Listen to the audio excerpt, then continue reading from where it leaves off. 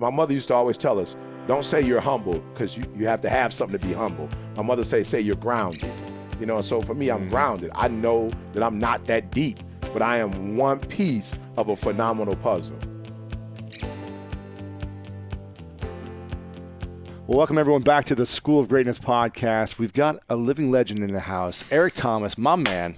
Living legend. I'm living. It's good to see you, man. I'm excited about this. This is the first interview we're done in the new space. So we just redesigned this. We're still making some tweaks and things here and there, but welcome to a new year. In a new space. Yeah. I don't have to clean it, though. You don't have to clean it, no, And, we did an interview, I think it was 2 years ago. Yep. 2 years ago, You came to me. I came about an hour away, like somewhere. I don't even know where it was. I don't know where we were. Some Ontario hotel. or something, I'd never been there before. You and I either. So. And we had a great time connecting then. I think that's the first and last time I've seen you in person, right? It was that Absolutely. time? Yeah. But I've kept up with you ever since. Yeah. Yeah, been listening to your stuff and learning, man. We started a podcast because of you. You guys are crushing it. We weren't on the level to go here, so we kind of just do it in our car and in our garage, but we'll get here one day. No, you guys are great. You guys are doing amazing. And I've been seeing you on tour. You're going to like 1,000 cities in the last 6 months or something crazy. You're just constantly on the road, and then there's packed audiences, thousands of people showing up. You were in we tried to connect in Houston recently, but you were doing too much. And you're speaking to like 30 schools a day or something. So I just try to stay busy, man. Stay out of trouble. I hear you, man. I hear stay you. Out of trouble. Well, I'm excited you're back because you have such a unique gift, unique talent, and unique power and presence in the world. So I'm excited you're back. And I'm curious first, what are you most grateful for recently in the last few months of your life? You've been doing so many things. You've got all these programs, a speaker training thing coming out we'll talk about. You were speaking all over the world, all the NBA teams, baseball, NFL. You're doing everything.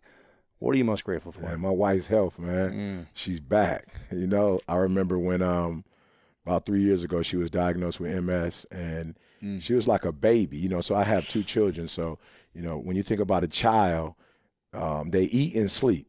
That's pretty much it. And that was it. She only had energy to eat and sleep. Really?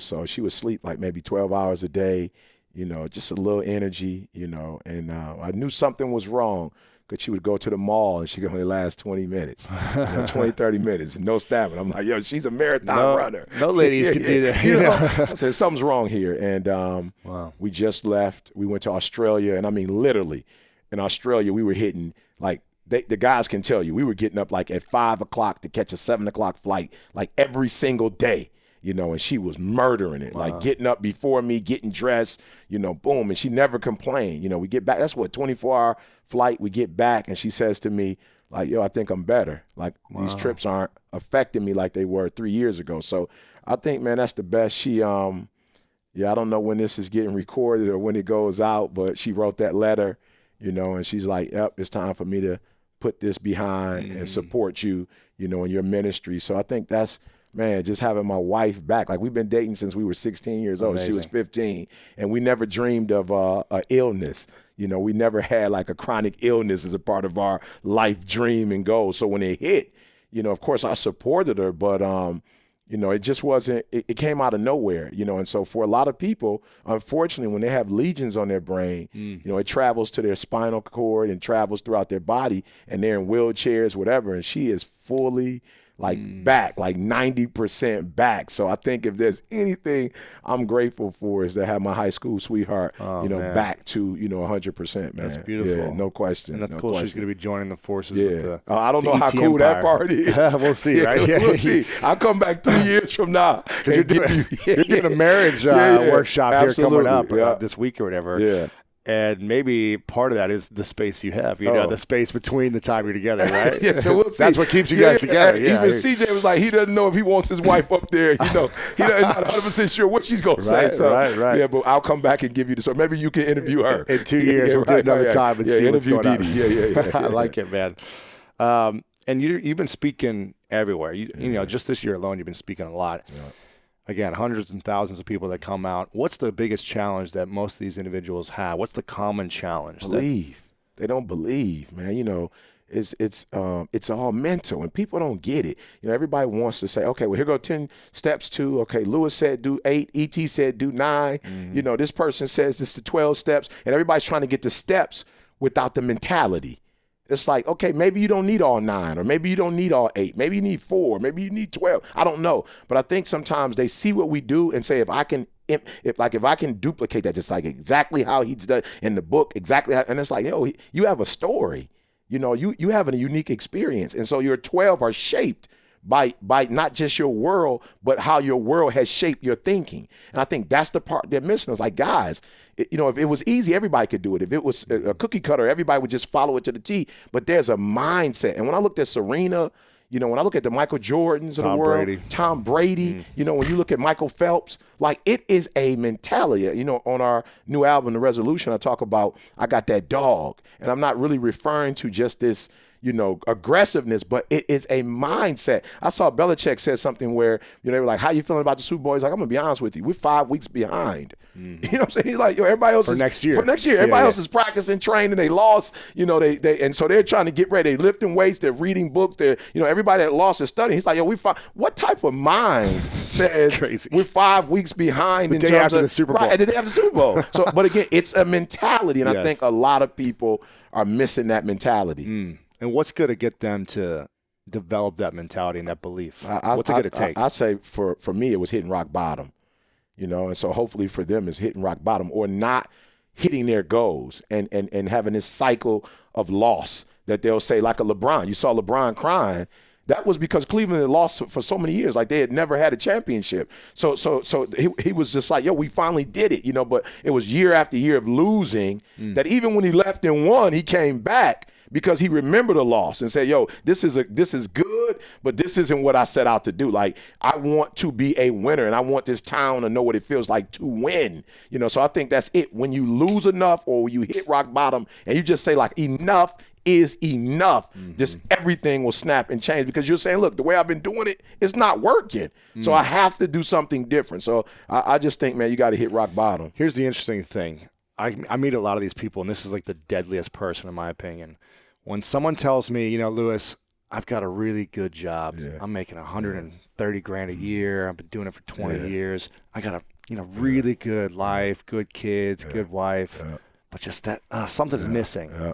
And they got those like golden handcuffs, right? Where they're good life, but it's not outstanding. Yeah. What do you say to those individuals who are like, it's hard to really, they don't want to hit rock bottom because they got a good life. Yeah. But man, it's really tough to break through that top level. Look, man, I just had this conversation with, like, my number one client in the world, and that's my son. We just had this talk. And I said, son, you are probably at the most dangerous part of your life. And he's like, Dad, I got 3 months and I graduated from college. Like, I work with Tom Izzo. I won Dad, I wear an Elite 8 ring, a Final 4 ring. Dad, I got a job offer of a lifetime. And I was like, that's the problem. I'm like, everything you've ever dreamed of, you are 3 months away. So what happens 3 months and 1 day? Like, you have nothing, son. Like I said, so what you have to do for me is, I need you to start all over from scratch. I need you to come up with, what's the next 4 years look like? What's the next grind? I'm like, is it getting an 800 credit score? Is it saving $250,000? Is it finding the girl of your dream and getting married? Is it buying a house, helping your mom pay for your sister to go to school? I'm like, son, I don't care what it is, but you don't understand, this is dangerous, because this is where people mess up. They get comfortable, they settle, and they think, yo, I made it. And like you said, that's the worst place in the world. So I told my son, like, yo, just imagine in 3 months, you're going to wake up and every dream you've had since you were 6 or 7 years old is all like, who graduates with the dream job? Who lives in New York? He's in Manhattan. He's going to be in Manhattan, Times Square. So I said, son, this is a dangerous place. So I say to those individuals, yeah, you're right. You don't want to hit rock bottom, but you have to create your own mental rock bottom so that you don't hit rock bottom. Yeah. Wow. Yeah. It's kind of like the power of broke, right? Absolutely. It's like Damon John talking about the power of broke all the time. Even if you're the richest guy in the world, you got to act like you got no money. You got to act like it. Because what makes Brady want to win a fifth? What makes Jordan at 39? What makes Jordan say, okay, I got 4? Like, it's not even a new season. He said we got to get the 5th one. What makes Serena get 23 and still going? Like, what makes Venus, who was sick and should have been gone, now she's 36 years old, what makes her fight to get to the Australian Open? And I'm telling you, it's not the money, the network. It's not, the vision board. It's, I believe, for those of us who are where we are, it's something within. And you can't go buy that. You know, I can't give it to you. Lewis can't. Like, you've got to go within and find that and pull that stuff out. Yeah. What do you think is the best way to develop belief in oneself? I just think, man, for me, I mean, a million ways, but for me, it's like you got to find that why. You know, it's like I couldn't imagine not getting up at 3 o'clock in the morning. Yeah. Because Dee Dee needs me. You know, imagine, you know, and I don't know MS like that, and nobody quote me or call Lewis and say Eric was wrong. Right. But I do know the one thing that they know is stress causes it. And the way the legions grow is because of stress. So my thing is I got to keep the stress off my wife. And right now she's in a hotel, you know, in L.A. You know, she's about to leave her job, and she knows that still financially we're fine. She has a car, and we're taking care of. So I'm thinking about my son, who I don't want to have a student loan, or my daughter, who you know, so for me, it's like, it's my why. And I keep telling people, okay, yeah, Tom Brady, but he was doing it, I believe, Roger Goodell. I believe his mom with cancer. I believe he cried when he talked about his father. He has 4 Super Bowls. He was crying about his father being his hero. I'm like, this is unbelievable.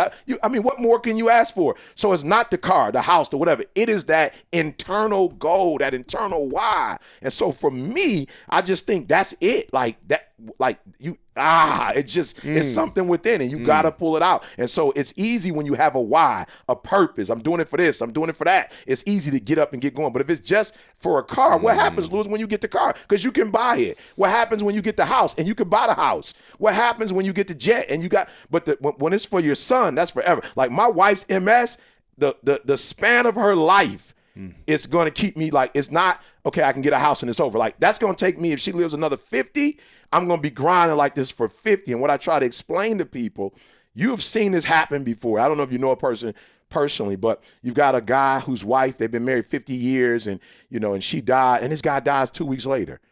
And it's like, how did you get through? Like, he got through cancer. You know, he made it through cancer, but his wife dies and he dies a week or two later. Why did he get through cancer? Because he was doing it for her. But once she died, that was his whole reason for living, his whole reason for existing. Right. And when that why died, he was like, it's over for me. You know, or I don't remember, Carrie Underwood, I think was her name. And her, the young lady from Star Wars, what was her name? Oh, yes. I'm not sure. Okay, I think it's something like that. But she, say it again. Okay, and her, Carrie Fisher passed, and I think her mom passed. Like a week later or something, a week later. The next day. Wow. See, you got some smart people here, right? The next day. So why did she die? Her baby. That was her baby girl. She was all these years that her daughter was struggling with addiction and going through whatever her challenges were. Mom's was right there. But once she died, everything died for mom. So I just think that why, Lewis, is so important. And if your why is a car, well, you're talking 2015 gets old, what, in 2020? Right. So that's it. Like, you know, your house, it depreciates in value in, 10, 20 years maybe? Yeah. So I think, but when you have that why, that thing pushes you. You're doing it for cancer, for your mom. Tom Brady's thinking in his mind, and one of the players said, hey, remember you doing this for your mom? Wow. He said it like, hey, you're doing this for your mom. I know we're down 25. Yeah, I know we're down 25 points, but you said your mom, you know, and so Tom is like, yep, I told my mom, my dad, and I don't want to see my mom at the end of the game with a loss. And then mom comes up with the scarf, and you can see she's going through chemo, and he did it for his mom. So you got to have something within, man. Yeah. What's your why? Dee Dee. You know, Jalen, Jada, you know, Carl, CJ, their families, you know. I tell people all the time, you know, I'm not working just for me. I promise these guys if they would rock with me, you know, that they would be rewarded. So they have wives now and children now. Yeah. They have homes and cars and lifestyles. And like what I do, every interview, every video, you know, every presentation, if I don't get better, they don't get better. Right. You know, and so when I have these other guys saying, you know, we're going to catch you, E, we're going to be a better speaker. I'm like, well, you better have 100 people you working for, because you're not about to beat me, because I've got people who are relying, like counting on me. When I'm on the treadmill, I'm on the treadmill not because I need to look a certain way. My wife's been in, like, she got beat. You know what I'm saying? So she's been in for the long haul. I'm fat, small, whatever. She's with me. She's not going nowhere. So I'm not doing it for her. I'm not doing it. My mom's not going to love me no more if I weigh 155 pounds versus 260. My mom's going to love me. But if my health lasts for another 30 and I can keep this energy, bro, I'm doing 3-4 gigs a day. If I can keep this energy for another 20 years, financially, you know where the team is going to be. But if I allow myself to get sick, you know, because I'm not taking care of my body and I can't go speak or I can't consult, then the guys are going to suffer. Their families are going to suffer. So, man, I'm telling you, waking up for them, you know, and eating right for them. That's my why, man. And then all those people who see me in the airport who are crying, or those people who see me and say, hey, you got me through prison, or you got me through my exams. I can't afford, Lewis, to let those people down. Like, I'm not an entertainer. You know, entertainers have the luxury of doing whatever they do, you know, on stage, you know, and then they can live whatever life they want to live. Like, nobody holds them to, you know, a standard. But Eric Thomas, people hold me to, like, that's my pastor, or that's my mentor, or that's my father. Like, there are kids who would say, I don't have a father. Like, you don't know it, but you're my father. People say, like, yo, you were my business partner before you were my silent business partner for 6 years. So if I fall off, they fall off. You know, I've heard CJ say before, like, I'm not trying to be funny, and I hope it doesn't happen, but if you got a divorce, I'm thinking, like, if you couldn't make it in your marriage, I'm not going to be able to marry. I wake up thinking about that. That was a conversation we had 10 years ago, maybe. But I wake up like, make sure you do what you're supposed to do, because so much is riding on your speaking. You know, not tires, but on my speaking. How do you, of course. How do you not allow the pressure to overwhelm you? Or how do you reframe it in your mind, not as pressure or something else? Yeah, that's what I don't see it as. Pressure, for sure. But I don't see pressure as negative. Right. You know, like you probably, I see pressure as it creates diamonds. You know, so without it, no one could be great. So Didi's MS, you know, and I tell people this all the time. I know guys who literally left their wives when they were diagnosed with maybe cancer or maybe MS. You know, I know a young lady specifically whose husband left her after 20 years. You know, of her being diagnosed with MS. And I get it. You know, I do understand. But I said in sickness and in health, I can't prove that I really love you without this pressure. Like, this pressure proves. Like, anybody can do it if everything was good. I'm proving under stress. Brady was like, fear. We don't have no fear. Guys, we got to score right now. Okay, now we just scored. Now we got to score again. Yeah. Now it's overtime. Now we really have to score, because if we don't score now and they score, game is over. So for me, I don't see it as negative. I see it as, pressure is what separates the boys from the men. This is what everybody says. They're a great speaker. They're great this. Pressure says, okay, we're going to really see who's the champion. And I'm not trying to, I know it's a lot of Falcon fans out there. I'm not trying to be disrespectful to anybody, but they were able to handle a certain amount of success. First quarter, second quarter, third quarter, almost most of fourth quarter. But when the pressure hit, they weren't able to sustain the success they were having. So once we get to overtime, now all of a sudden it goes to the Patriots, and all of a sudden you stopped them all this time, but you couldn't stop them when it mattered, because it was a pressure that a lot of those guys had probably never felt Super Bowl overtime. You know what I'm saying? They probably never felt, we got to stop him now. You know what I'm saying? We got to sack Brady now. Like, you were able to get a sack in the first quarter, second quarter, third quarter, but when you needed the sack most, under the most stressful time, you weren't able to produce. Whereas Brady was like, I've been here. Yeah. I've been here before, so I got it. So for me, the pressure isn't negative.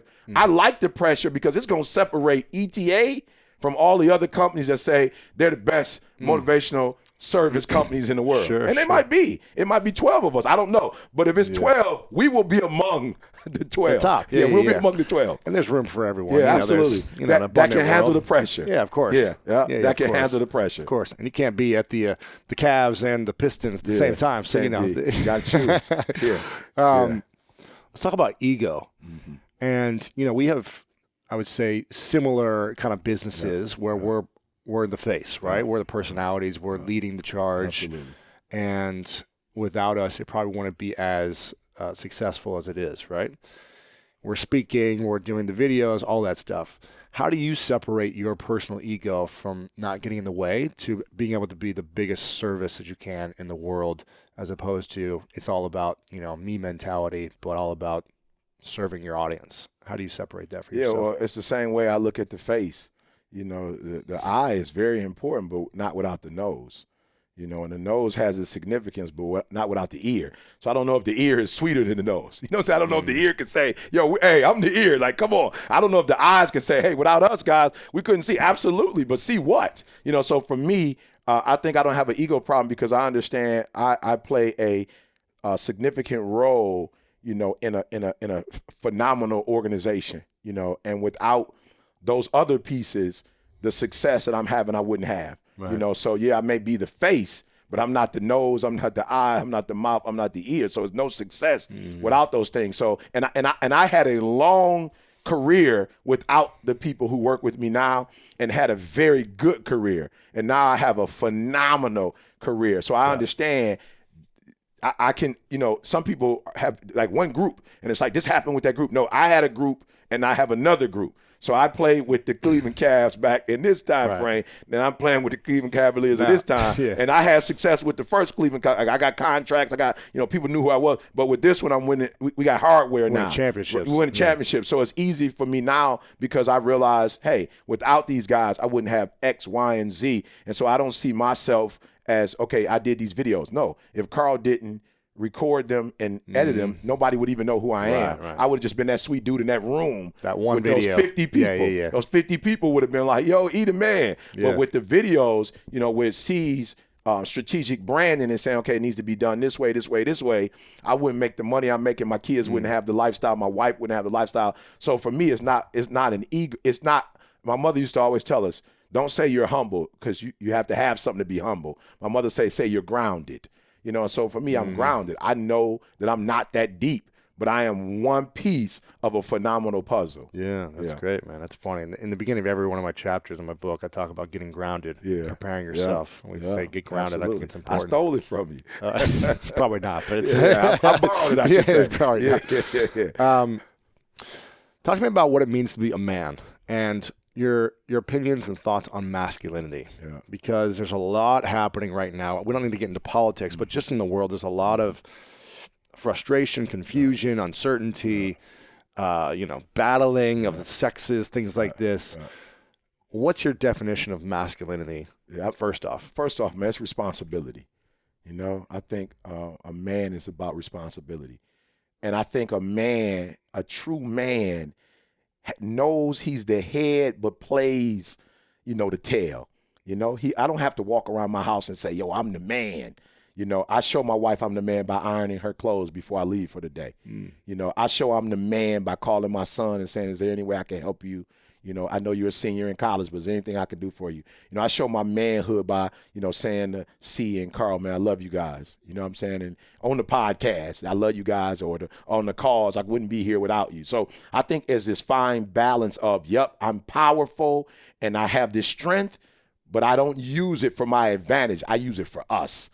I use it so we can grow. Like, I don't use my platform to tear you down, or say things about you that, would put you in a bad place. I use my influence. I use my money. I use my strength. I use my influence. I use my impact to build us up and not tear us down. So for me, manhood, like the real man says, like, I'm not going to make no excuses. I'm not going to point the finger and say, Lewis, you didn't do this. You didn't do that. I'm going to take full ownership, full responsibility of helping us. And even you. Yeah. It's funny. I was looking to get a loan for, I was wanting some property for our church, and the bank was like, I'm sorry, but like, we don't do loans, for churches. And I'm like, okay, well, our history. He's like, it has nothing to do with you. In the last 10 years, churches have, with the economy, the way churches have proven that they haven't. And so I'm like, Lewis, wow, it has nothing to do with me. Right. But because of the churches and so I'm not just doing this for speaking for ET. I'm doing this so when Lewis does it and people see ET and see the integrity, they don't look at motivational speaking as, man, that's whack, or inspiration as that's baloney. Because you'll go online and there are reports or different videos that say, man, motivation, who does that? Like, that's fake. They trying to take your money. So when I do what's right by this industry, it makes it easier for you. And when you do right by this industry, it makes it easier for me. And people are not saying they're scams. So for me, manhood is responsibility, and it's that fine balance of, when I was a child, I spoke like, I act like I understood that, but when I became a man, like, I put childish stuff away, and I'm not competing with you. I'm here to enhance you, build. I'm on the show today. Like, literally, I don't care how many shows you do. I want this to be one of the ones where people like, I got a fool with Lewis. Like, yo, the way he interviewed E, like they chemistry, like, yo, I got a fool with this guy. Not, I'm on a show to build my following. But like, I've got to let people know, and for real, I'm just being real with you, Lewis. Like, I get a lot of calls, and I do very few interviews, because when we sit together, whether we say it or not, we are endorsing one another. Absolutely. We're saying like, yo, I fool with Lewis, I fool with ET. So I'm here because I have had a chance to follow you. Right. I've had a chance to meet you. I'm like, yo, he the real deal. Like I have flaws, but you the real deal. Like you are an authentic person. Thanks, like man. you're serious about what you do. Yeah. You're trying to add value. So for me, if I have a chance as a man with a platform to help you, I'm going to do that. And so this tearing each other down, this talking to each other in a way, like this tweeting stuff, I'm like, bro, you're a grown man. You have something to say to me. Like, just call me. Let's say it to my face. Like, we don't have to tear each other down. So I'm just about responsibility is what I think manhood is. Bringing up and not tearing down. Yeah, I appreciate that. That's cool, man. And who is the person you look up to the most in the world in general, whether it's an athlete or someone in your family, or is there someone that you're like, gosh, that guy or that woman or that person? Yeah, it's crazy. Like, I'm not, like, that's not me. Like, my biological father wasn't in my life, my father who raised me. So I've never really had that dude. But like 100, if I had to pick a dude, it would probably be CJ.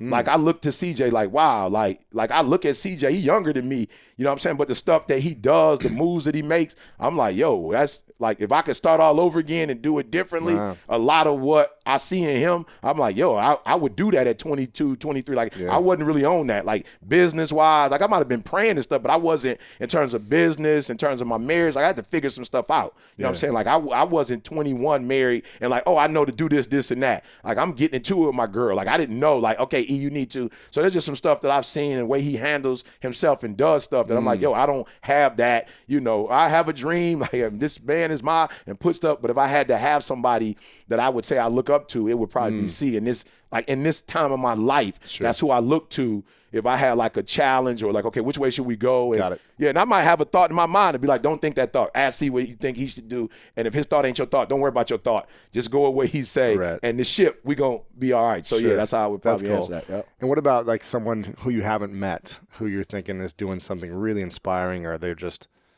building a business? I'd say Michelle Obama. Oh, yeah. Or Oprah. It's just, I'm looking at Michelle like, wow, like that role is a role you could have easily just played, in the backdrop and not really done anything, but she had her own ideas, her own platform, and she used it, to help a population of people who would be considered disadvantaged. And then you look at an Oprah who's in Africa, starting schools, who are putting people's books on and, putting them on her show. And all of a sudden now they have influence and impact. So I look at those two women as, if I could have a mentor, I would love to sit down with those ladies and ask, like, how did you gain your influence? Like, because they started, like, they don't necessarily come from privilege. Right. And to be able to now be women of, privilege and impact, I would love to just know, like, what books were you guys reading? Like, who were you learning from? And why, ego-wise, why did you not let your ego? You look at Oprah, like, even though she big time, you look at Oprah like somebody that's like my auntie. Like a friend. Yeah, that's like my auntie. Yeah. You know what I'm saying? Like, I could go sit down and have a Michelle. You don't look at Michelle as, you can't touch her and whatever. You look at how she was with her husband. She's dancing, kissing. Like, she was a normal, the way she treated her daughters. Like, they got pigtails. My daughters got pigtails. Like, it's like, they're just normal. They're not, of course, but they are normal people in the sense that they didn't lord over people with their celebrity or with their influence. And so I would love to sit down and kind of learn from those individuals. And maybe you can call Oprah for me and set that up. Yeah, I'm working on that too. Okay, all right. Well, whoever gets there first. I like that. Yeah, whoever gets there first. We'll make sure we say the name. Yeah. I like that. What's your dream? Yeah, to change the world, starting with the educational system. I just feel like so many kids who are disadvantaged don't know the power of knowledge. They don't get it. Like you because you are knowledgeable, you were able to write your story. You were able to write your narrative. And I just think because these kids don't understand the power of education, they're not writing their own narrative. And they're letting people write their narrative for them. They're letting people just decide their fate. And I just want to say, look, like, learn, read, write. Like, if you're not good at English, okay, go with math, be an engineer. But, like, take advantage. And I want to help teachers. Like, there's so many teachers, I feel like they care, but because they didn't grow up in certain neighborhoods and they're not familiar with the language, the rules, or the codes, they're not able to coach these kids. Like, and this generation is different. You just can't throw a book in their face because they don't have that, that desire for learning, but you can still coach them. Like, you can still get them ready. So I just want to help teachers to go in the classroom and like really empower, really change, and give them the tools that they need to do what they went to school for. Like, everybody talks bad about teachers. You think I took a $50,000 cut? Like, you think I went into education and not a doctor or a lawyer or engineer so that I can fail? And teachers want to be successful too, but I just don't think that they have the tools for this generation. So, man, that's what I would love to do, is change the educational system and just give more people, man, you know how it is, flying, the world, you know how it is, being able to eat. You know what it's like to have choice. You know what it's like to have freedom. It's real nice. Man, it's great, man. And I don't want people to think, I'm on that, but I walked in the hotel yesterday, there was this long line, and then there was the SPG, I think, line. I was like, I'm in the SPG. Yeah. And I went in and, checked in quick. I was like, yo, I like this. I'm not against the long line, but it's good to be, a member, and that's what I want for other people. I don't want just that Eric can put his kids through school or Eric can travel to Australia. Like, I want other kids to know what it's like to have ownership of their own life. Isn't that what America's about? All men are created equal. All men are created, and I want them to enjoy the liberty and the fruit of being an American, because if you really live the American dream, it's unbelievable. It's not like anything else. It's amazing, man. Yeah, but it's just so few people who actually get that opportunity. Yeah. So how are you going to do that? Well, you saw Houston, man. You were like 3-4 schools a day. This is what I love about ET is you really practice what you're preaching about your dream. You're not just like, I want to change the educational system and talk to a few leaders about it or something. You are actually on the ground. You'll speak to 6 kids. 600 kids. You'll speak to a classroom, the whole school. Funny story, if you don't mind. I got time. So my auntie invited me to her school. So apparently she doesn't know I'm E.T. the hip-hop preacher. She invites me to her school, and so she sends me this text and says, okay, should I invite just my students or maybe a couple more? And I said, well, Auntie, get more, right? I get there. She had 10 people in the classroom. Like, I'm speaking to 10 kids, a high school probably about 25. I'm speaking to 10 kids. Just so happens that the lady, talk about the law of attraction. The teacher next door has been following my stuff for years, shows the kids every Monday. She's like, hey, E.T. the hip-hop preacher is in our school. And my aunt is like, who? E.T. Eric? I'm like, yeah, Auntie, I'm E.T. the hip-hop preacher. So the lady brings her students over. So I went from 10 to 20 now. I've got about 20 students that I'm going in on. And the other teacher goes to the principal and says, do you know who's in our building? And so immediately after that period, and I do like a auditorium 3 hours in a row. They fill up the auditorium and I speak to them, right? But my aunt's still looking like, I didn't know. She's like, why they taking pictures with you? And I'm like, Auntie, I know I'm not a big deal to you, but to a couple people, they really want to hear this. So that's where we started. I just believe start where you are with what you have, for what you have is plenty. And then just recently I was able to sit down with some very powerful people in the education arena who are saying, E.T., we want to help you take this platform to another level. We have the connections, we're in the schools, and we want to help you. But I just think, Lewis, there are so many people who are waiting for the meeting. There's so many people waiting for that meeting to happen opportunity before and I just say, let's go create it. So every city corporate brings me to, the NFL, the NBA brings me to, I say, bring me in a day early and let me hit every school I can hit, every detention center. And if I keep doing this, you reap what you sow. Eventually, somebody's going to see what I'm doing. And somebody, Oprah maybe, Michelle maybe, somebody's going to see what I'm doing. Oprah's people listening, make sure you book this guy to do something. No yes. And when you're speaking at the schools, are you doing most of it, for free? Is it mostly kind of just going in and just showing up? If it's K through 12, for the most part, it's free. We just showing college, up. Well, they got a budget. They can write that check. They got a big stadium. They have I hear you, man. a few big stadiums. But you're getting paid to go out for something else. Absolutely. Corporate is bringing me in, or NBA, NFL, and then we're using that time, to go back. Isn't it the American way? Like, somebody has helped us, and then we pay it forward. Man. Yep. Give it back. I told you I got stuff from the book. He said it at the same time I said it. I feel like, like you were talking about in the beginning, we can make all the money we want, get the cars, the jets or whatever, and have the fancy things, but when's enough? Like before you want to start making an impact. And I feel like everything that I do and that we do, it's like if it's not giving back in some way, then what's the point? If it's just for me or just for us alone and it's not to serve people in a bigger way, like we're doing something wrong. Let me tell you, man, last night, talking about Didi and I have been married 26 years, together 30. And we check in last night, knowing what's going on today, and just to be able to hold each other You know, as for me, I'm like, no child. Education is no child left behind. And I'm sitting here like, yo, I'm with my high school sweetheart. Like, we made it through everything, and we're doing this thing together. You know, my son calls me this morning for worship. You know, he's like, Dad, I just want to get the day started. A couple players in the car, and we're doing our thing. And I'm like, yo, I didn't have to leave my wife or my kids behind. Like, we're all together. I'm with the team eating breakfast. I'm like, yo, we didn't lose.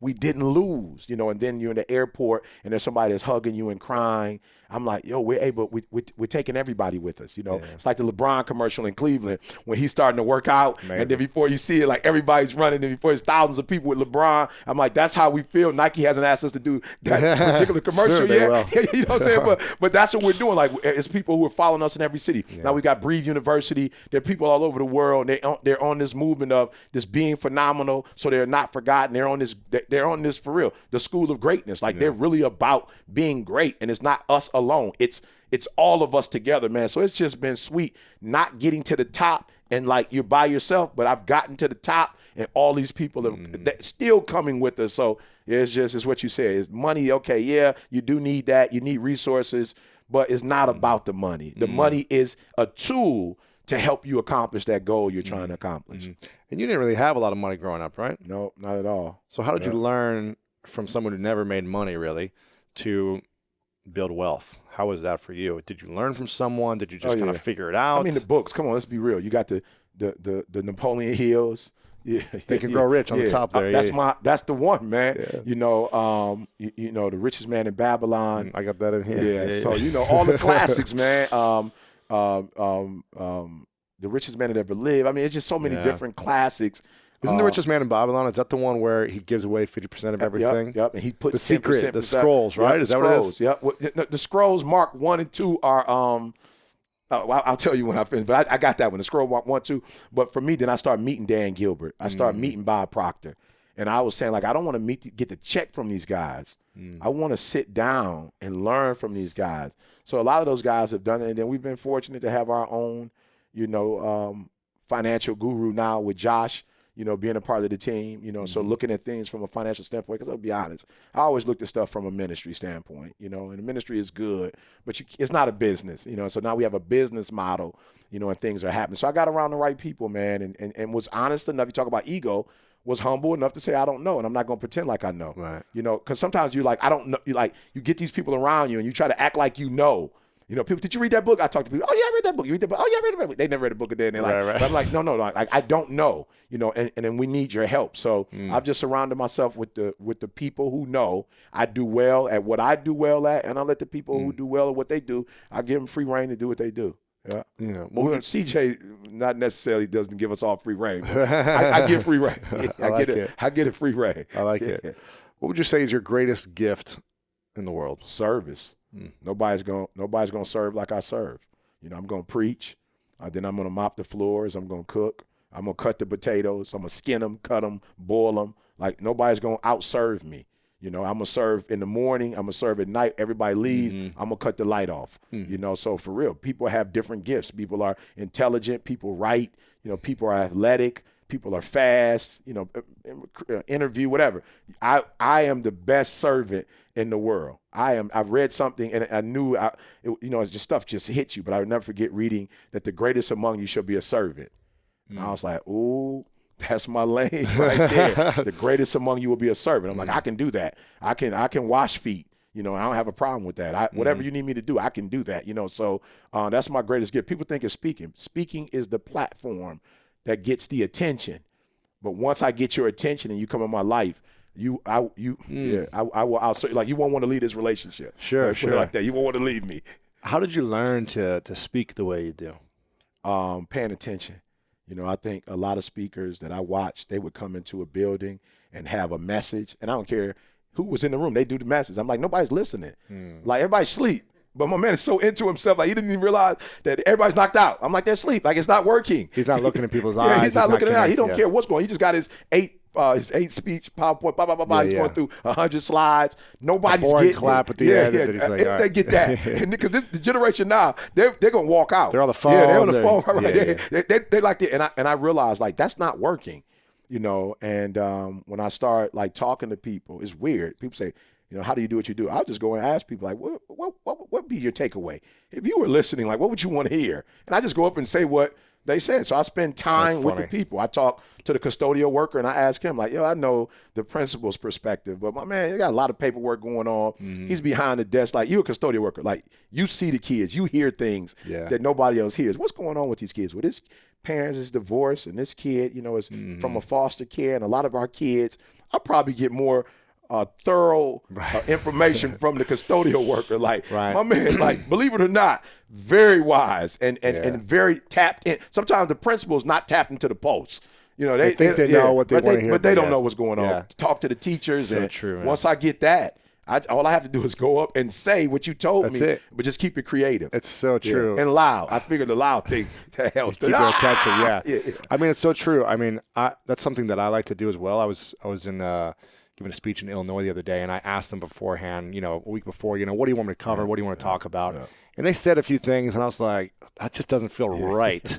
I just don't think this audience wants that. So we get there early, and I'm in the back of the room talking to people, just saying, hey, what are you getting out of today? What do you want to get out of this? They don't even know I'm speaking, but I'm just like, what's the big thing? What's the big challenge in your life? And I love that you do that as well, because I don't think a lot of speakers do that. No, because they're full of themselves. Yeah. They think, and this is what I tell young speakers. I don't like going to a restaurant where the food is sitting under that red light. I like to go where I can order and it's made fresh. So as a presenter, I'm not going to give you the red beam light. I'm going to give you can order fresh. Like, what do you want? So when I come in, my stuff is going, I may have never made to order. It's made to order. And even Carl has a hard time sometimes because it's like, yo, Carl, hey, I don't know what, like, I don't know. Just start. And he'll go, okay, well, all right. And I'll talk and he'll just kind of fill me out. Like, okay, I think this is next. I think that. But although it puts more work on us, it guarantees that it's organic and that the people are going to walk out refreshed. So I'm about being organic, man. Yeah. That's all I'm about. Yeah. I was speaking to a class yesterday, a small class of students, high school students, and they were in a leadership class talking about public speaking. And a lot of them, their biggest fear is speaking. Right. So how did you overcome the fear? Maybe it sounds like you never were afraid to speak in front of a group, but how? I still am. How do you, teach that? And I know you guys have a public speaker training program where you guys started. Yes. So it's at etinspires.com. You guys can learn more about it. If you want to learn how to do that and what your style is, you can get that training there. But how do people overcome that fear? When you realize that you're not speaking so that people can critique you, you're speaking to change their life. Mm-hmm. So you have the opportunity. I don't know if there's anything, okay, I'm sure there is, but I don't know if there are more ways to change people than being up front and like literally speaking. Like that, I don't know what the power is, but there is a power, when you sit down and you're letting somebody's like control your thinking, like they're putting work. And so I realized like, this is a crazy responsibility. But literally I have a chance when a kid is listening to me for 30 minutes, he can walk out and his life can be changed forever. So when I shift the focus from how do I sound, how do I look, I want people to say nice things about me to, I'm going to change your life forever.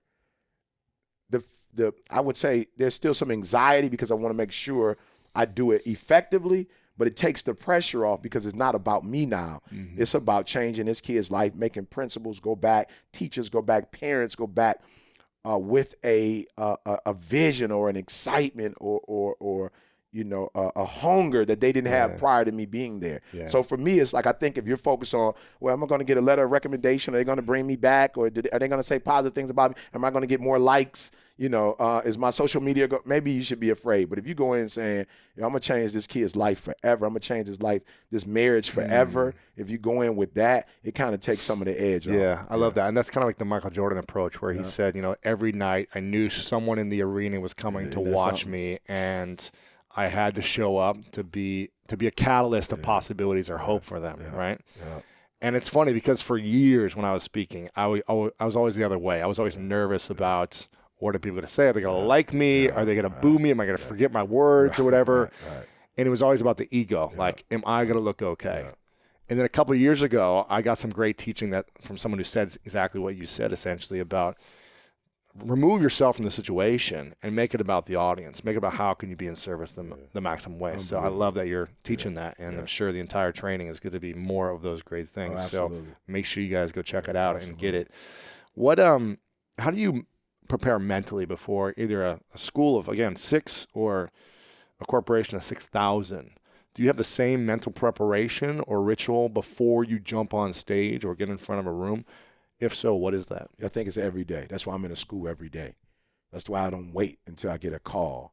That's why if there's a corporate company that I have a relationship with, I just did something for 5 guys. I'm staying in touch with the owners. I'm staying in touch with the staff. I'm going to 5 guys locally and saying, hey, you guys were at the conference. If there's anything I can help you with. And so I think that's the thing. CJ teaches us to stay ready. That's the theme, stay ready. So a part of staying ready is – you don't got to get ready. Yeah, you don't have to get ready. So the NFL players that I work with, I'm constantly on the phone with those guys. I'm on the phone with the coaches. I'm constantly asking questions. Like, I don't assume that I can wait for the call and then prepare myself in 30, 40 minutes to be ready to so I create relationships with these individuals. I create friendships with these individuals, and I stay in touch with them on a regular basis, adding value. Like, how can I add value to your life?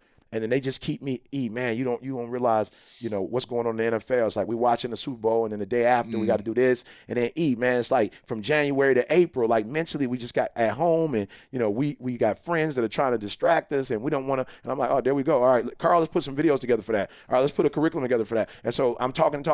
So then when the team calls me and says, the Browns called me, Hugh Jackson said, E.T., I want you to come and work with me. Well, now when I get there, I already know some of the things that he would need as a coach to help these young players. And as much as I'm allowed to, I'm going to have that impact. So I just stay in school, stay in detention centers. Now my daughter is going to detention centers with me. Wow. She wants to be a social worker, so I'm staying tapped in. My son's a general manager, so when I do stuff with teams, I bring him along when he can come. So just staying in the environment, staying with the post, because if you know the post, it's it's easy. All you're doing is just rehearsing. It's like you're doing you practice. And when it's showtime, you just lay it out. Yeah, it's nothing different. It's nothing different. You're doing it every day. But if you do it once every month, it could be a challenge. Challenging, yeah. What do you think about before you go to bed? Am I going to wake up the next morning? And if I don't, what pieces do I need to put in place so that my wife is well? As a matter of fact, it's funny you asked me that. I felt in my spirit. How stuff just comes. I said the other day, because my daughter's 18 and, she's starting to, she's probably been interested in dating, just didn't share that with me. Absolutely. So I probably have to be careful. So she's about 11, I have to be probably. careful. I'll say that. I was about to say, my daughter just started dating. No. She's probably just felt comfortable telling me that she likes boys, So what I've been doing is I say, you know what you need to do? You need to sit down on this phone and you need to talk your daughter through a relationship just in case you don't make it. You need to talk your son through his 20s just in case on one of these flights something, was to happen. And so that's what I've been thinking about lately is how do you prepare them even in your death? Like how do you set up your family in a structure in such a way that if you're not physically here, that coaching is still here. Yeah. That your voice is still in their ear. So that's what I've been thinking about. And then more importantly, like the mistakes I made that day. I always see it, working with Coach Izzo. One of the things I've learned from Coach is he uses his timeouts wisely. He uses half times wisely. He's constantly trying to make adjustments, during that time frame. And so for me, going to bed is rest. Yeah. And so prior to going to bed, I'm like, what adjustments, do you need to make? And then, make those adjustments when I wake up that next morning. What do you think your biggest weaknesses are? Man, just wanting to do too much, man. When you think want to do it all, right? Yeah, education. I think about marriage. I think about, and all of them are, equally important. People get divorced. You got kids who don't finish school. You got kids who make terrible decisions and they're on the streets or prisons. Like I could just do prison or I could just do education. So sometimes it's just like, it's just like, I want to save the world. And, I have to explain to my wife, I can't help that I want to save the world. You know what I'm saying? Like I didn't wake up one day and say, I want to save the world.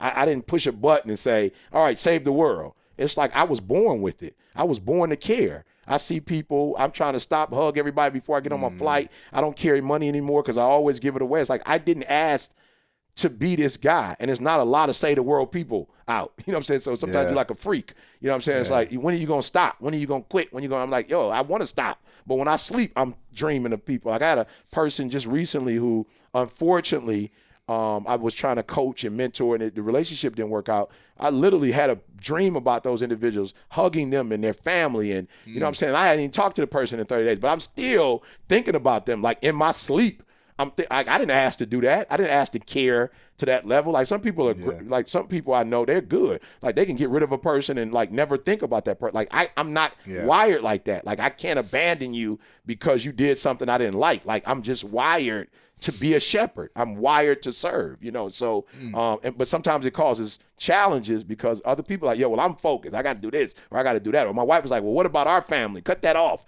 and just us. And I'm like, okay, I'm trying, but I don't know what I don't know where the switch is. Like, I don't. If I found out where it was, I would, cut the circuit breaker off and then cut it back on 3-4 hours later. So I think that's probably my greatest weakness is I do want to save the world.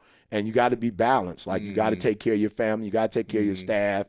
And you got to know when to say no and when to say yes. But it's still a challenge. Absolutely. Every school called. Why didn't you come to our school? Why didn't you come to this school? Eric's he think he's big time now. Like, why he was in our town and he went to these schools. Why didn't he come over to here? Does he only work with this group or does he only work with that group? And it's just like, I want to save everybody, but it's 24 hours in a day. Yeah.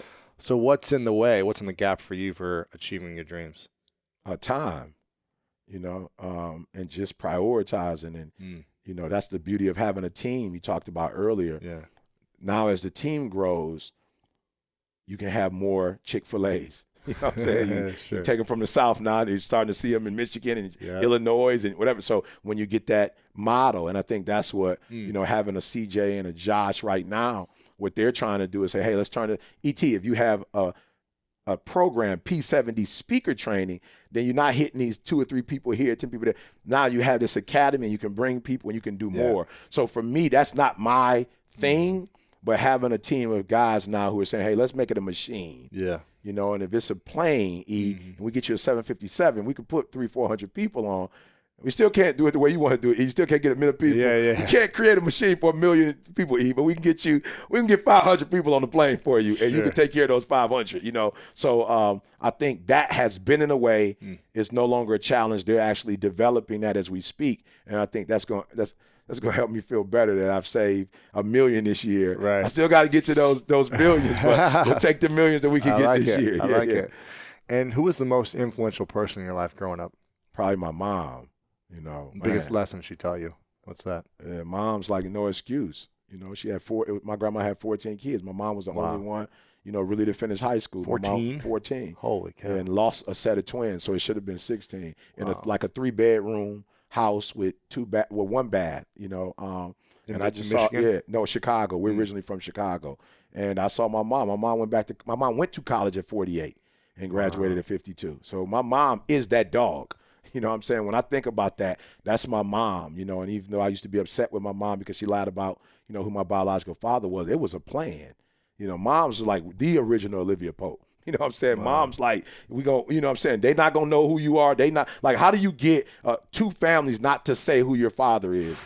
And I was with my biological father's family. I was with my grandma, my aunts, and didn't know who he was. Wow. So my mom had a straight, she had it planned out. Yo, this is what's going to happen. You're going to go to school. My mother would sleep in tents so I can go to special schools, because it's like, waiting list, so she would live in a tent, really, just camp out, if you will, for me to get in. So mom is, she started as a photographer in 18, 19, turned that into microfilm, for Ford, finished Ford with a degree, and put herself one of the highest levels you could go. So just seeing my mom grind all these years and not say, well, I didn't have my father in my life, and I grew up in poverty on the south side of Chicago. Mom didn't make any excuses. Mom said, hey, we'll do whatever it takes. And so mom is definitely, man, even though we had an estranged relationship, for a couple of years, I left and was immature, but mom has definitely always been that person that I, because some of our challenges, I wouldn't say that I had my mom's picture on the wall, but we've always been emotionally attached. We've always been very close, and so mom has definitely been that person that I learned my grind from. And what would you say is the biggest lesson you learned from your father or the absence of your father? That you can fake it like you care, but you can't fake it like you're there, And I think it's so weird, man. Like when I worked with the Browns this year, I didn't get to talk as much as I'm used to talking. That wasn't the role, which was weird for me because I'm like, yo, I talk. But, man, I would literally come to the meetings or I would be on the field as they're coming out getting ready for the game. And I remember guys saying to me like, yo, I still can't believe you on the field, E. Like, yo, I've been watching you since I was in high school. I cannot believe you standing here with, with my team's T-shirt on. Like, yo, this is unreal. And I would have guys from the other team like, okay, I know you with the Browns, but hey, when I was with Oregon or Alabama, you came to my school, and just to see that the talking is good, but being present and holding somebody and looking them in their eyes and saying like, yo, you could do this. Like after a loss in Cleveland and just being there. And they're like, yo, we lost 10 games. You still here? We lost 12 games. I'm like, yo, I'm here. I'm not here win or lose. Like I'm not here. I'm here for you. And to be able to be there for people, I'm realizing that's the best. As a father, I'm there for my children, The staff, as much as I can be, I'm there for the staff. Like I'm not in my own world, whatever. We eat together, we fly together, we in the same car. I don't have, well, I might be Hollywood, I don't know. You know what I'm saying? I might need a chauffeur these days, you know what I'm saying? But I mean, we still do everything together, So for me, I'm realizing the power of presence. You don't have to always talk. You don't have to give people gifts. Sometimes just being in people's life through the ups, the downs, the bad, the ugly, the snow, the sleet. People value and appreciate you just being present. Well, I love hearing that a Michigan guy is in Ohio supporting my team. No question. We need to let the coach have you speak before every pregame and warm them up. You hear this, Hugh? Let's go. Come on, Cleveland. A few more questions for you, and I could talk with you all day. I love this. And what are you most proud of that most people don't know about you? Man. I don't know. What am I most proud of? I don't know. I don't know that I have any like individual pride. I think what I'm most proud of is that I've been able to get with a group of men and we've been able to become brothers and we haven't let egos get in the way and we've been able to change the world with little or nothing. Like when you look at our company, we're from Lansing, Michigan. Like that's where we started in Lansing. We didn't have any support. Now, I've got to change this. I used to always say, nobody gave us anything, but a lady wrote me a check for $1,000 at the free program I do at Michigan State. So I can't say that anymore. You know what I'm saying? But we haven't had a lot. And like I said, egos haven't gotten away. It's not a thing of, you're bigger than me or I'm bigger than you. We like for real, financial records, just everything. We've shared everything. And for us to be three young men from, Lansing, Detroit, Barbados, and to be able to change the world, like you don't know what it feels like to just have people, like I can't go anywhere anymore. Like people know who I am. And people, was at the NFL experience, and I remember we went to a restaurant, and I saw hip-hop artists that would walk in, and nobody wouldn't say anything to them other than, they go, but people would walk up to me and hug me and start crying and say, look, guy, I'm not a groupie. Like Eric Thomas, do not get this twisted. I don't take pictures with celebrities, but you changed my life. And this is bigger than, I met a guy when we were at when we came in last night to the hotel. He said, yo, I don't want to say anything to you, but like I built my business because of you. Like you changed my life. Like I hear this every day. And so for me, it's like, I'm proud of the fact that we were able to build something that helps people and not necessarily just the focus on us. But we meet people that say, man, I made $15 million in the last 3 years watching you guys, your free podcast, you're free this, you're free that, so for real, man, a group of guys coming together in a room and having a dream and a goal and having a blue collar, forgive me, but a blue collar. We're not Apple, we're not Microsoft, and maybe, we're not in the big magazines and like, some of the, more powerful people in the world may not necessarily be talking about it, but the everyday people who are struggling to get up and get at it are saying, yo, you help me. And for me, it's like, yo, we're contributing to America, just like all these other great Apple phones. We're changing lives and to grow. So that's what I'm probably, most proud of what we've done. I can't think of any individual thing I've done. It took me 14 years to get 12 years to get a 4-year degree. So I don't really know that I have anything like, for real. Like I was homeless, high school dropout, eating out of trash cans. I don't know if I've ever had that thing that I did. Like I wasn't an athlete. Like I've never had that thing that I can hang my hat on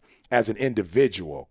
You know what I'm saying? Yeah. But as a team, I can truly say I can hang my hat on as ETA. We would be magna cum laude, summa cum laude, whatever that is. Like we would be up there with highest GPA. honors. Oh yeah, no doubt we would be up there. Yeah. And what's the total views you've had now on all the videos on YouTube? You guys know how many views? Hundreds of millions of views. Yeah, the PhD, right? He skipped over that. Yeah.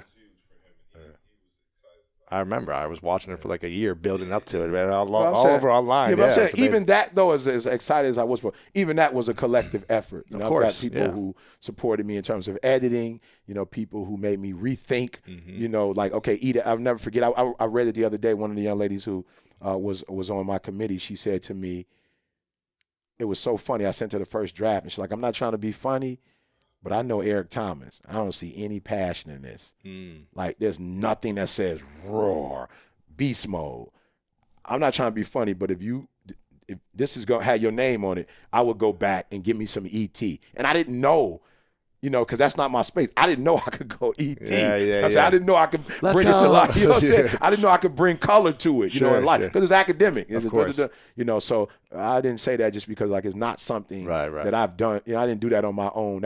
It would be so many people that would have to be in this room, with me. But in terms of ETA, like, I could truly say I know what my part is in this movement, and I'm very proud of what we collectively have been able to do together. Yeah, it's great, man. I love it. Yeah.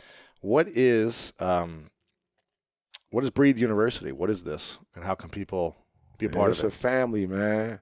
It's a family. It's a group of people who believe like we believe, who share our values, who share our passion, and now we've just created a platform where we can be together, man. Look, and I would never talk about any other platform, but the thing I'm so proud of with Breathe You, the young man who runs some of our mastermind calls, he said, look, in the last 2 or 3 years, he has missed 2 calls. So I'm on the Thursday call, I'm on the Sunday call, whatever calls. Like, we get to do BU meetups. So, like, I'm in LA, so all our students that are in this area will come together and do lunch or dinner together. So it's just a huge family, a fraternity, if you will, of people who started from the bottom. It's like, I don't have millions. I don't have, 7,000, 10,000 to be a part of these programs. And so we're like, hey, we're, we the Kia. You know what I'm saying? Sure. You're the Kia of this game. It's a great vehicle, 100,000 mile. You know what I'm saying? Yeah. It's a great car. It's just from where you are to where you need to be. It may not have the brand recognition of some of those others, but in terms of that, not have stars in the ceiling. Yeah. So that's what we are, man. And so we've been able to help people. What are you teaching? There are marriage courses. We have financial courses. We have personal development. There's spiritual courses. So. Whatever you're looking for, entrepreneurship, CJ and the guys show you how to start with whatever the gift is and no bank account and still use your platforms that you have to be successful. So everything we've done, the triple-double is what we like to call it. Yeah. We're very successful in our marriages.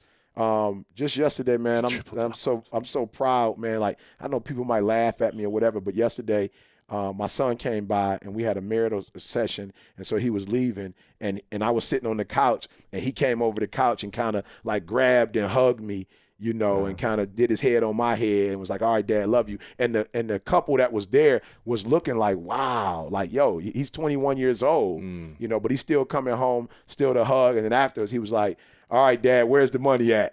I hug you because I know I could get to your heart. So where's the money at, Dad? I was like, oh, it's up. I'm like, you got me. It's up in the cabinet to the left. You can grab it. So, so for us, man, we're trying to teach fathers how to be parents, because a lot of dads didn't have dads. So just everything, man, that you could think of, how to save your money, how to make money, whatever you need in life, we're the one-stop shop. You want to learn how to work a camera, Carl can teach you how to work a camera. Go viral. So just whatever you need, we're that company to help you get it. I love it, man. I love it. And it's all at etinspires.com, right? That's what I hear. I've not been to the site, but I hear it's all there. Yeah, maybe I need to start going to the site. I love it. I mean, you got books, you got apparel, you got mixtapes, videos. Whatever you need, man, to get you pumped up. Yeah, of course. And on that site, or you get the app, download the Eric Thomas app. It's all free, Eric Thomas 2.0. I think I should be at 7.0, but these guys make the decision. I don't know how I'm still just at 2.0. Sure. iPhone 7. Like, I should at least be 4 by now. So, I like it. Yeah, so I'll have a talk with him about that later. And I wanted to ask you this question earlier, and I forgot. Is it more important to focus on training the rising generation, the youth, or the current leaders who are instilling the information into the world? I think it's both and, not either or. I think it's both and. I think we've got to those people who are influencing them now, we have to get to them and show them every word you say to them is either tearing them down or building them up. And the older generation has to learn. It's not that they don't want it. They just need it in a different way. You know, they want to be successful. They want families, but the way you used to do it, you can't do it. And now we got to get to the babies because they literally will change the face, you know, of America. And so that's why you see me in elementary, middle, high, college, NFL, you know, and now we have a program for players after the game. And I think that's what makes our ministry so unique is that there are individuals who will see me at the NFL at a game and say, yo, I've been rocking with you since I've been in high school, E. And so to have people that have been listening to you for 10, 8, 7 years, and then you get to meet in person, they're like, yo, I feel like I'll never forget when I met RG3 for the first time. You know, he was kind of like, yo, E, he's like, it's funny, I want to say hi, but I feel like I already know you. Right. You know, so it's like, it's weird because I've been listening to you for the last 5, 6 years, you know, so for me, I think you got to get them young and you got to spend as much time with them as possible. So when they become adults, they're not just leaders, but effective and efficient leaders. I like it. Yeah. This is called the 3 truths. I don't remember if I asked you this last time. So all 3 have to be true. Well, your 3 truths. Okay. All right. So this is many, many years down the line. It's your last day, right? Just imagine it's your last day. And you've got billions of views or however many billions of views now, not just millions. You've impacted the world. You've changed everything you want to change. You've done everything you wanted to do. Everything has happened that you envisioned, which I know is going to happen. And that's it. It's about, you know, you're about to call it quits. It's the last day. And for whatever reason, everything you've ever created has been erased. All your content, videos, universities, everything has been gone, your content, your messages. And you had a piece of paper and a pen, and you got to write down 3 final truths, the 3 things you know to be true from all the things you've said and all the places you've gone and spoken to from all walks of life. What are those 3 lessons that you would say, these are the principles and the truth of what you need moving forward? If this is all they had to remember you by, these 3 lessons. Yeah, so the first one, you just said it. We got to get that information back, you know, so we got to have a love for knowledge. Like we got to get all that back because we are what we know. You know, we're no more than what we know. So people who are, I heard something recently Carl said where if you took a room of 100 people and added 100 billionaires to the room, give it 5 or 6 years, the people who are in poverty would go back to being poor and the billionaires would find a way to be billionaires again. And it's because of what they know. You know, so I would say knowledge is power. Number 2, I'd say we are where we are because of experiences. You know, so find those relationships. You know, hopefully Didi would be with me on this last day. You know, find those relationships, man. Find those people that you love, you know, and love on them. Like, don't get so caught up in money and stuff because relationships are really the essence. And then the final one, man, be true to yourself, you know, especially being in L.A., you know, it's so superficial. You know, some people can be so superficial, you know, there's no depth, you know, it's so dense, you know. And so I would say, you know, to your own self, be true. Find out who you are, what your gift is, what you love. Like, eat what you like to eat. Go where you like to go. Like, be you. And you'll find out that when you're you, you will attract you. You know, you will attract all the happiness, the wealth that you can by being you. But if you're fake, you know, you can't do it. And this last one, I'm going to get in trouble for this. But my wife's been on the elliptical lately. She's like, I got to lose my butt. I'm like, well, people paying for that. You know what I'm saying? They are. You trying to lose it. You got folks paying for that right there. So I won't know about it. But I was teasing them because I was saying you got one group that feels, so who's happy? The person that doesn't have it trying to buy it, the person that has it trying to give it away. It's like this crazy world. You know, why can't we just enjoy what we have? Why are we always looking at what somebody else has? Like, enjoy what you have, especially if your husband's not mad at it. You know what I'm saying? So I know she's going to hear this and be like, why did you say that on the Lewis house? I don't know. Perfect. Those are great. And what's the question you wish more people asked you? How? You know, they don't ask how a lot. They always like the what. You know, you made this money, you got this, you done this. No, ask me how. How? Yeah, just ask me. I said it's like serving, you know what I'm saying, getting around the right people, you know, but people always ask, like, what time do you get up? Why are you asking me what time I get up? You need to find out why I go to bed when I go to bed. You know, how I'm able to go to bed at the same time every night, how I'm able to get up at 3 o'clock in the morning, like how I'm able to grind throughout the day. Like you need to know the formula. And you're just, you know, it's like math. Our teachers, I don't know if this is true of you guys, but we wouldn't get full credit in math if we didn't write out, the process. True. If you just had the answer, they're like, okay, I give you 2 points for that. Right. But like, I give you 100 if you can show me how you got to that. Because if you can show me the formula, I guarantee if you really know the formula, you're going to get the answer correct probably 90 out of 100% of the time, 90% of the time you're going to get it right. And so I just think that's the problem. Nobody's asking me for the formula. Everybody just wants what I have. Nobody's asking me how I got here. And I think that's the question that people need to ask more. And that's what I love about being on your show. I'm just going to be honest. You can go listen to whatever interviews I did a lot more in an earlier time. Now I'm focused, so I try not to. You don't do too many interviews. Yeah, I don't do it. I don't know if I did any really last year. But if you listen to your questions and how you got to those, it's different than what most people ask me. And I stopped doing it because I got tired of what time you go to bed, what time you wake up. I say most of the stuff you ask me, you can read the book and get that, or you can listen to the podcast and get that. Ask me something that is so in-depth that I have forgotten to talk about it, that I no longer think about it, that is not, at the center of my, thought process. Like, dig deep, because there's some stuff in there. Like, it took me 12 years to get a 4-year degree. There's some stuff in there. Like, bring some of that stuff out. And I think you do a great job of doing that. Appreciate it, brother. Thank you. Well, before I ask the final question, I want to take a moment to acknowledge you, Eric, because, again, you are what you preach.